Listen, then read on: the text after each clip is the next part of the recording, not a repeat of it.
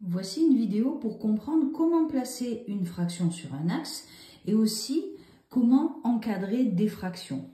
Nous allons voir ça du coup en 2 temps d'apprentissage. Le premier donc c'est placer les fractions sur un axe. Donc une fraction ici, c'est par exemple un demi ou encore un tiers. Vous avez vu, il y a un chiffre en haut et un chiffre en bas. Alors à l'école, le chiffre en haut s'appelle le numérateur et celui du bas s'appelle le dénominateur. Et ça va être important ici pour savoir les placer. Ici, je vous ai fait 3 axes parce qu'on place des fractions sur un axe. En fait, un axe, ça va être une droite ou une demi-droite avec une flèche. Alors la flèche indique les plus grands nombres. Ça veut dire que le petit est ici et les plus grands, c'est dans ce sens-là. Ce qui est important sur un axe, c'est l'unité. Alors je vais changer de couleur et je vais vous montrer, à chaque fois on va identifier l'unité.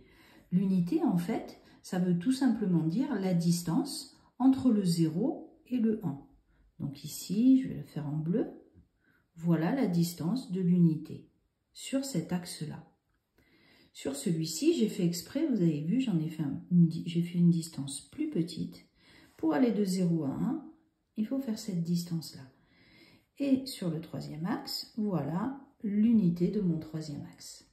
Donc ça, c'est très important et on va le relier en fait à la fraction. En fait, ici, l'unité, hop, je vais changer de stylo, voilà, on va la partager en 2. En fait, pour savoir en combien de bouts on la partage, on va regarder le dénominateur, le chiffre du bas. Alors, je vais faire 2 parts, mais pas n'importe où. Je ne peux pas couper ici, par exemple. Il faut des bouts qui aient la même mesure. Donc là, je vais couper la moitié. Là, ça va faire un bout. Et là, ça va faire encore un bout. Du coup, je vais faire pareil à chaque fois sur cet axe. Je partage mon unité en 2. Au milieu, un bout, encore un bout, etc. Maintenant, pour placer les fractions. Alors là, je reviens ici. Un demi, ça veut dire que je coupe en 2 mon unité, je viens de le faire, mais moi je me mets au bout numéro 1. Ça veut dire que le 1 demi va être ici. On va placer maintenant 3 demi. Je coupe toujours mon unité en 2, je l'ai déjà fait, mais maintenant je me mets au bout numéro 3. 1, 2, 3. 3 demi, ça va être ici. Allez, on fait pareil pour le 2e axe. Je vais encore changer de stylo pour couper mon unité en bout. Ici, vous voyez, le chiffre du bas, le dénominateur, c'est 3. On m'indique qu'il faut que je coupe mon unité en 3 bouts de même mesure. Alors, là, je vais couper comme ça et comme ça. Donc là, vous avez vu, moi, sur l'écran, je ne mesure pas pour de vrai, mais vous devez vraiment prendre une règle. Et si entre 0 et 1, il y a 3 cm, il faut vraiment bien faire ce bout à 1 cm, ce bout à 2 cm et celui-là 3 cm. Voilà, là j'ai partagé mon unité en 3. Je sais que je le fais à chaque fois, etc. Et là, la première fraction, on me dit que c'est 1 tiers. Donc je me mets au bout numéro 1. 1 tiers, c'est ici. 7 tiers maintenant. Alors, je vais prendre 7 bouts. 1, 2, 3, 4, 5, 6, 7. Je recompte. 1, 2, 3, 4, 5, 6, 7. Ici. 7 tiers.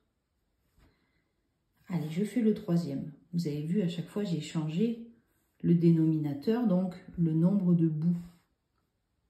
Ici, on partage l'unité en 4. Donc, je vais d'abord partager en 2 et encore en 2. Et 1, 2, 3, 4. Je fais pareil. Tac, tac, tac, tac, hop, hop. À chaque fois, je coupe en 4 bouts. Là, je me mets au 5e bout, vous voyez, 5 quarts. 1, 2, 3, 4, non. 1, 2, 3, 4, 5, ici. Allez, je change la couleur du stylo et je le mets. 5 quarts, c'est là. Voilà. Ensuite, je place 10 quarts. Donc, 1, 2, 3, 4, 5, 6, 7, 8, 9, 10 ici. 10 quarts. Et voilà. Voilà comment on place en fait une fraction sur un axe. Et c'est tout le temps comme ça.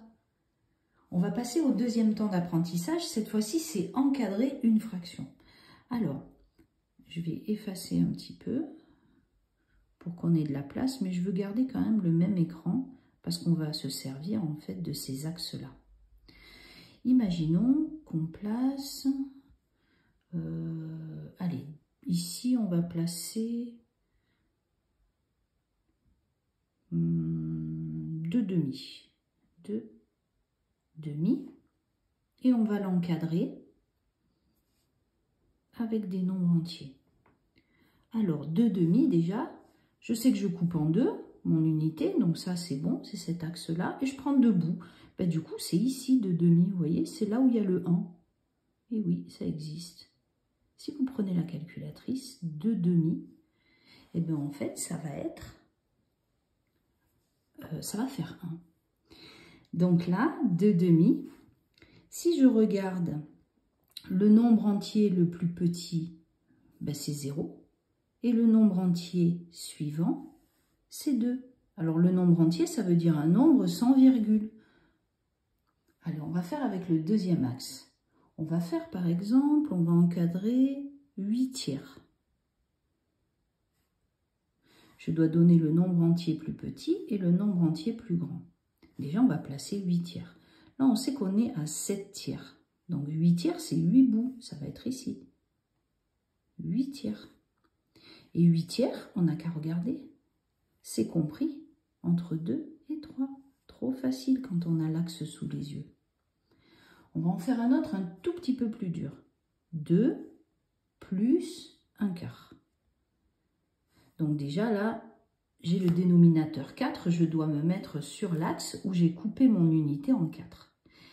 Et là, je dois encadrer 2 plus 1 quart. 2, déjà, je sais que je pars de là. Et après, j'ajoute 1 quart. 1 quart, vous vous souvenez, c'est juste un petit bout sur les 4. Ça veut dire que je pars là, d'ici, et j'ajoute un petit bout. Ça veut dire que c'est ici 2 plus 1 quart. Je fais une croix parce que je n'ai pas la place de les mettre. Du coup, je vais regarder le chiffre inférieur entier et celui supérieur entier. Eh bien, en fait, 2 plus 1 quart, comme c'est placé ici, c'est compris entre 2 et 3. Et je l'écris comme ça. Et ça marche tout le temps de la même façon.